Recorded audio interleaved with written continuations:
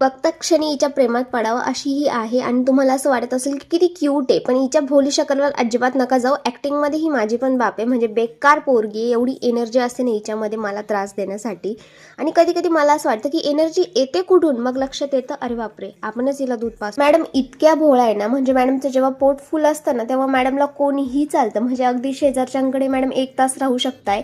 Battery low झाली का तेव्हा या मॅडमला माझी आठवण येते. जेव्हा यांना यांच्या बापाचं दर्शन होतं ना तेव्हा तर त्यांना माहीतच नाही का त्यांना आई पण आहे, कारण त्यांना असं वाटतं की सर्वस्व आपलं फक्त आपलं बापच आहे. आणि ॲक्टिंग तर एवढे असतं मॅडमच्या, मॅडमला खोटं खोटं रडता येतं, खोटं खोटं चिडता येतं, हसता येतं, सगळं करता येतं. कोण मॅडमला कधी पोटावर उभं केलं ना तर मॅडम कथक करता आणि पोटातले आतडे सुद्धा म्हणता बाई पोटात सहन करत होता आता बाहेर पण तेच का. म्हणजे याचा अर्थ माझे हात पाय डोकं सगळे या पोरीला त्रासले, मग डोळे आणि होटांचं काय काही कळतच नाही. म्हणजे ज्या क्षणी हिला बघितलं ना डोळ्यांनी की तेवढ्यात होटावरती एकदम मोठी स्माईल येते आणि मधून आवाज येतो, अरे हे वादळ तर आपणच आणलंय बाहेर.